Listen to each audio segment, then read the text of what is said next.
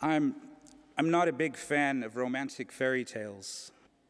I mean, once I've read one, I've read them all, especially the traditional ones.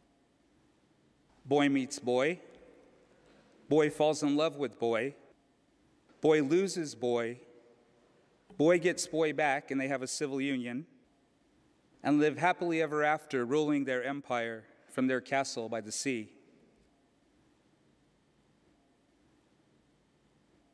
Even as a child, I preferred the kind of fairy tale that didn't work to a tried and true formula.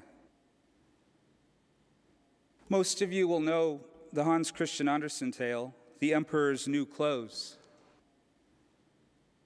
To refresh your memory, it's about an emperor who is so consumed with purchasing and wearing the finest clothes that he cares little for anything else. One day, a couple of swindlers blow into town and convince the emperor that they can make him an amazingly beautiful outfit that even has the magical quality of not being able to be seen by people who are unfit to do their jobs or are just plain stupid.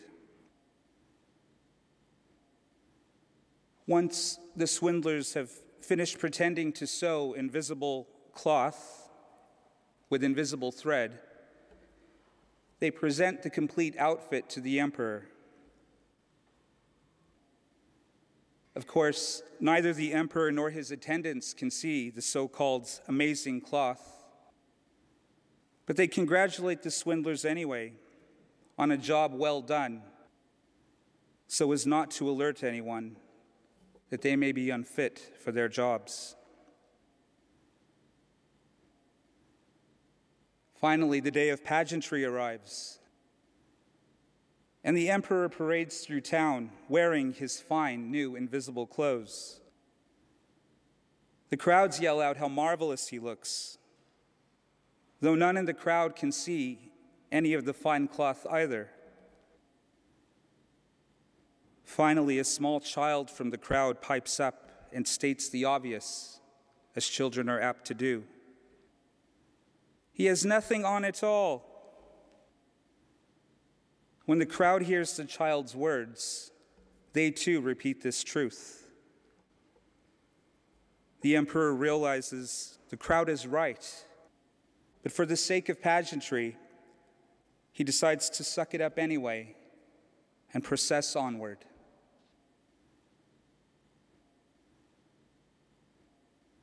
Having helped raise my younger siblings, I have been aware for some time that children have an extremely low tolerance to hypocrisy.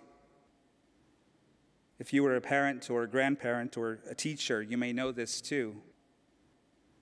If given the opportunity, they will call it out, much like the small child does in our story. I've often thought that Jesus had this kind of quality in mind when he said that you must become like a child to enter the kingdom of God.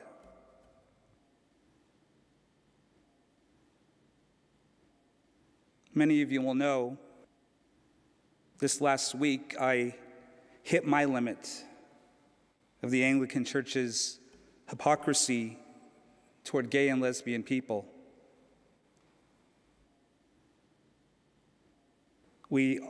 We're not allowed into even the most preliminary stage of testing our calling to ministry if we will not commit to permanent celibacy.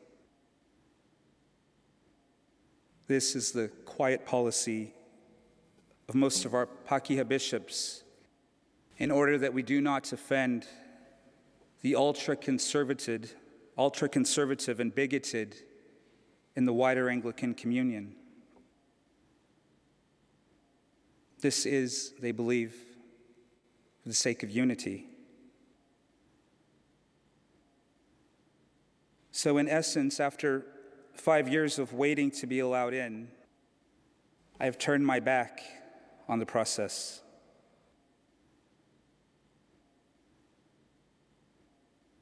I could no longer tell myself or the emperor how marvelous he looks in his new clothes, I felt the need to remove myself and my partner away from the humiliation, out of a state of limbo, in order to be able to plan for our future.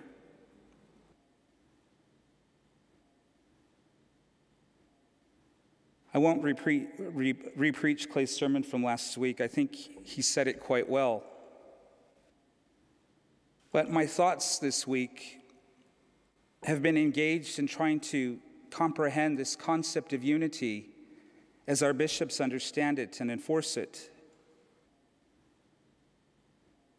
When a priest is elected and ordained bishop, she or he vows to promote unity within the church.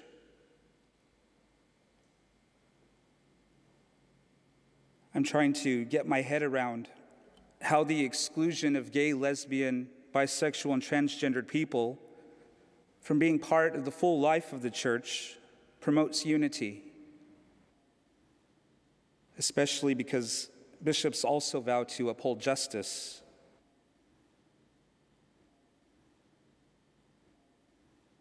It seems to me there's something distorted in this image of unity. For one thing, it reeks of empire. Enforced unity was the key to success in the age of empires. The Roman Empire, as Jesus knew it, controlled over 6.5 million square kilometers of land. It stretched from the Rhine River to Egypt and from Britain to Asia Minor. When discussing the unity of the Roman Empire, we often refer to the time known as the Pax Romana, or the Roman peace. This was a period of just over 200 years of peace, prosperity, and unity across the empire. We should be reminded that the Romans regarded peace not as an absence of war, but the rare situation that existed when all opponents had been beaten down and lost the ability to resist. Unfortunately, the Romans also thought of unity in much the same way.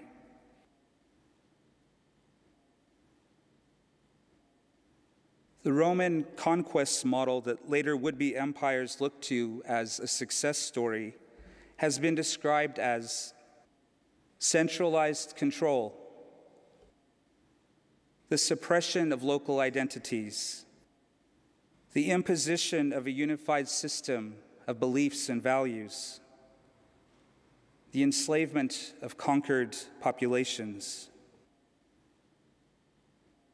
the attribution of subhuman status to a large part of the workforce, and the deprivation of women of political power. In the words of the philosopher Seneca, what is good must be set apart from what is good for nothing.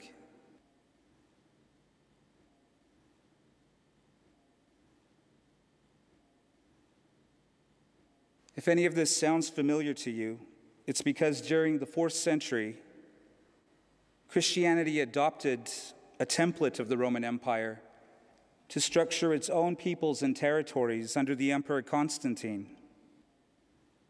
But long before Christianity adopted that Roman model, Christians themselves became persecuted across the empire. Their system of beliefs was seen as contrary and destructive to the unity of Rome. The Romans already had their own collection of official deities. Judaism was tolerated only because it served as a catalyst to prevent revolts and uprisings from the large Jewish population spread throughout the empire.